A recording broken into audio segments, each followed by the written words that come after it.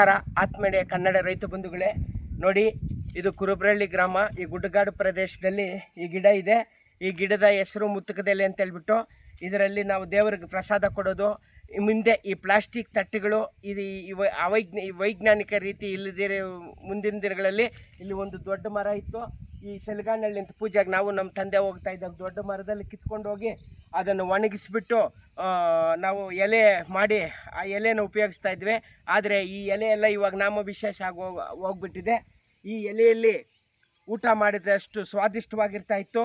ಹಾಗೂ ಏನು ಬಾಯಿ ಹುಣ್ಣು, ಹೊಟ್ಟೆಯಲ್ಲಿರ್ತಕ್ಕಂಥ ಹುಳುಗಳು ಮತ್ತು ಈ ಕಣ್ಣಲ್ಲಿ ಗಲೀಜು ಬರ್ತಾಯಿತ್ತು. ಇದೆಲ್ಲನೂ 9-10 ದಿವಸ ಈ ಎಲೆಯಲ್ಲಿ ಬಿಸಿ ಬಿಸಿ ಊಟ ತಿಂದರೆ ಅವೆಲ್ಲ ಮಾಯವಾಗ್ತಾಯಿತ್ತು ಅಂತ ಪ್ರತೀತಿ ಇದೆ. ನೋಡಿ, ಹತ್ರ ಬಾಪ, ನೋಡಿ ಈ ಮೋತಕದೆಲೆ.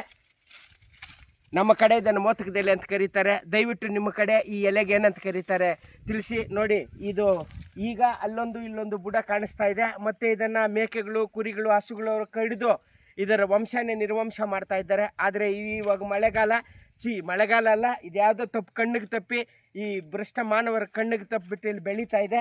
ಇದನ್ನು ನಾನು ಸಂರಕ್ಷಣೆ ಮಾಡ್ತೀನಿ. ನಮ್ಮ ಹುಡುಗನ ಕರ್ಕೊಂಡು ಬಂದು ನಾಳೆ ಇದಕ್ಕೆ ಪಾತಿ ಮಾಡಿ ಸ್ವಲ್ಪ ಗೊಬ್ಬರ ಹಾಕಿ ಇದು ಮಾಡ್ತೀನಿ ಅಂತ ಹೇಳ್ತಾ ಇದ್ದೀನಿ. ನೋಡು, ಇದನ್ನು ನಮ್ಮ ಕಡೆ ಮೋತಕದೆಲೆ ಅಂತ ಕರೀತಾರೆ. ನಿಮ್ಮ ಕಡೆ ಏನಂತ ಕರೀತಾರೆ ತಿಳಿಸಿ. ಇಂಥ ವನ್ಯಸಿರಿ ಸಿಕ್ಕಿದ್ರೆ ದಯವಿಟ್ಟು ಸಂರಕ್ಷಣೆ ಮಾಡಿ. ಎಲ್ಲಿ ಸಿಗ್ತಾ ಇಲ್ಲ. ಮುಂದಿನ ದಿನಗಳಲ್ಲಿ ಇವುಗಳನ್ನು ನಾವು ಪುಸ್ತಕಗಳಲ್ಲಿ ತೋರಿಸ್ಬೇಕಾಗುತ್ತೆ. ನಿಜವಾಗಿ ಈ ಬೆಳೆದಿರೋ ಗಿಡ ಎಲ್ಲಿ ಸಿಕ್ಕಲ್ಲ, ಈ ಮೋತಕದೆಲೆ ಅಂತ ಕರಿತೀವಿ. ನಮಸ್ಕಾರ. ಜೈ ಕನ್ನಡಾಂಬೆ, ಜೈ ಭಾರತ ಮಾತೆ. ರೈತ ಚಿರಾಯು. ಇಂಥ ಸಸ್ಯ ಸಂರಕ್ಷಣೆಯನ್ನು ಕಾಪಾಡಿ ಅಂತ ಹೇಳ್ತಾ ಇದ್ದೀನಿ. ನಮಸ್ತೆ.